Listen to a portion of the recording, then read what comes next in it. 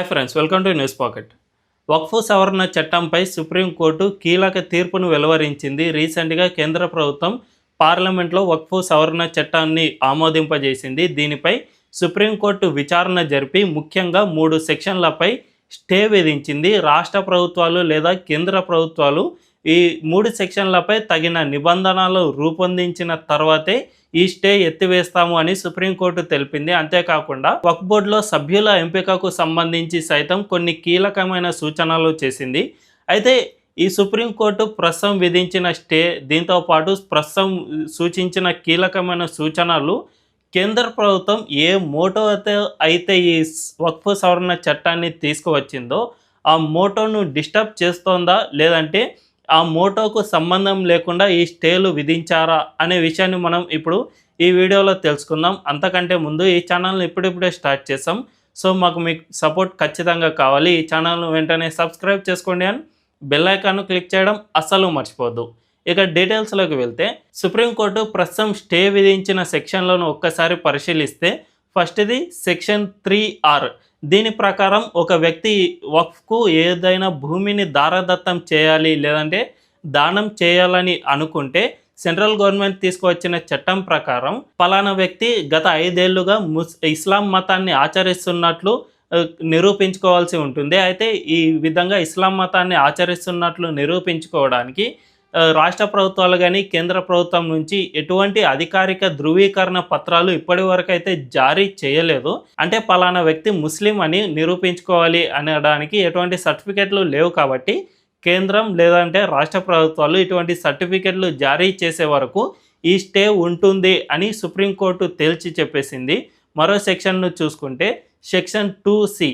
దీని ప్రకారం నియమిత అధికారి ఒక నివేదిక ఇచ్చే వరకు పలానా భూమిని వక్ఫ్ ఆస్తి కాదు అని పరిగణించలేము అని సుప్రీంకోర్టు తేల్చి చెప్పేసింది. అంటే జనరల్గా ఇప్పటివరకు సెంట్రల్ గవర్నమెంట్ తీసుకొచ్చిన చట్టం ప్రకారం ఏదైనా భూమిపై డిస్ప్యూటెడ్ ల్యాండ్ ఉంటే దాన్ని వక్ఫ్ గనుక దారాదత్తం చేస్తే ఆ డిస్ప్యూట్ మొత్తం తొలగిపోయే వరకు దాన్ని వక్ఫ్ ఆస్తిగా పరిగణించవద్దు అని చట్టంలో ఉంది. అయితే ఎటువంటి ఆదేశాలు ఇచ్చేందుకు గవర్నమెంట్ దగ్గర అధికారాలు లేవు. కాబట్టి ఆ ల్యాండ్పై డిస్ప్యూటెడ్ అధికారి అంటే సంబంధిత అధికారి తుది నివేదిక ఇచ్చే వరకు దాన్ని వక్ఫ్ ఆస్తిగానే పరిగణించవచ్చు అని సుప్రీంకోర్టు తేల్చి చెప్పేసింది. దీంతోపాటు సెక్షన్ 3C ప్రకారం రెవెన్యూ రికార్డుల్లో మార్పు చేసే అధికారాలు కలెక్టర్కు కట్టబెట్టింది కేంద్ర ప్రభుత్వం. దీన్ని కూడా సుప్రీంకోర్టు స్టే ఇచ్చింది. అంటే కలెక్టర్కు ఇటువంటి అధికారాలు లేవు. ఒకవేళ ఇవ్వదలుచుకుంటే కేంద్రం లేదంటే రాష్ట్ర ప్రభుత్వాలు తమ చట్టాల్లో మార్పులు చేసుకోవాల్సిన అవసరం ఉంటుంది. అటువంటి మార్పులు చేసుకునే వరకు ఈ కలెక్టర్కు ఇటువంటి అధికారాలు ఇవ్వబోము అని సుప్రీంకోర్టు దీనిపై సైతం స్టే విధించింది.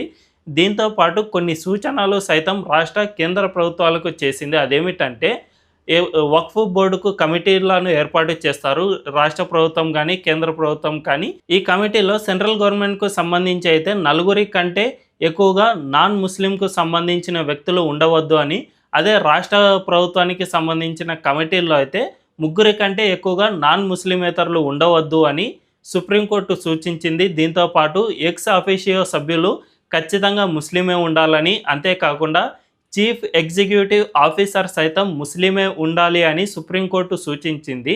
అయితే ప్రస్తుతం సూచించిన నిబంధనలు అండ్ ఇచ్చిన స్టేల ప్రకారం సెంట్రల్ గవర్నమెంట్ ఏ మోటోతో అయితే ఈ వక్ఫ్ సవరణ చట్టాన్ని తీసుకువచ్చిందో ఆ మోటోని ఏమైనా డిస్టర్బ్ చేస్తుందా అనే విషయాన్ని ఒక్కసారి పరిశీలిస్తే ఈ స్టేలు ఈ మోటోను అసలు డిస్టర్బ్ చేయవు అనే చెప్పాలి. ఎందుకంటే జనరల్గా సెంట్రల్ గవర్నమెంట్ ఎందుకు ఈ వక్ఫ్ సవరణ చట్టాన్ని తీసుకువచ్చిందంటే ఇంతకుముందు కాంగ్రెస్ తీసుకువచ్చిన 1995లో తీసుకువచ్చిన సవరణ చట్టం ప్రకారం వక్ఫ్ బోర్డుకు ఏ ల్యాండ్ కావాల్సి వస్తే ఆ ల్యాండ్ను ఆక్యుపై చేసుకునేందుకు అధికారాలు ఉండేవి. అంటే పలానా వ్యక్తి మాట ప్రకారం ఇది వక్ఫ్ ల్యాండ్ అని చెప్పాడు నాకు, సో దాన్ని మీరు స్వాధీనం చేసేసుకోవచ్చు అంటే వక్ఫ్ బోర్డు ఆ ల్యాండ్ను స్వాధీనం చేసుకునేందుకు అవకాశం ఉండేది. అంతేకాకుండా మన పక్కింట్లో ఎవరైనా చనిపోతే ఆ చనిపోయిన వ్యక్తి నా చెవిలో ఇలా తన మరణానంతరం తన ఇంటిని వక్ఫ్కు దారాదత్తం చేయాలని అనుకుంటున్నాను అని నా చెవిలో చెప్పాడు అని నేను కనుక వక్ఫ్ బోర్డుకు వెళ్ళి చెబితే ఆ వక్ఫ్ బోర్డు వచ్చి తన ఇంటిని సైతం తన ల్యాండ్ కింద రాసుకునేందుకు అవకాశం ఉండేది. ఈ విధంగా దేశవ్యాప్తంగా 8 లక్షల ఎకరాలను వక్ఫ్ తన ల్యాండ్గా గుర్తిస్తూ వచ్చింది. ఈ విధంగా ఎలా పడితే అలా వక్ఫ్ ల్యాండ్ను కబ్జా చేస్తూ ఉండటం వల్లే సెంట్రల్ గవర్నమెంట్ ఈ సవరణ చట్టాన్ని తీసుకువచ్చింది. సో మెయిన్ మోటో అయితే అది. ప్రస్తుతం సుప్రీంకోర్టు ఇచ్చిన స్టే ప్రకారం మెయిన్ నిబంధనలు వేటిపైన స్టే ఇవ్వలేదు కాబట్టి సెంట్రల్ గవర్నమెంట్ ఈ సవరణ చట్టాన్ని ఏ మోటో అయితే తీసుకువచ్చిందో ఆ మోటో అస్సలు డిస్టర్బ్ అవ్వట్లేదనే చెప్పాలి. ఈ వీడియో కనుక మీకు నచ్చినట్లయితే ఖచ్చితంగా మా ఛానల్ను సబ్స్క్రైబ్ చేసుకోండి అండ్ బెల్ ఐకాన్ను క్లిక్ చేయడం అస్సలు మర్చిపోవద్దు. Thank you.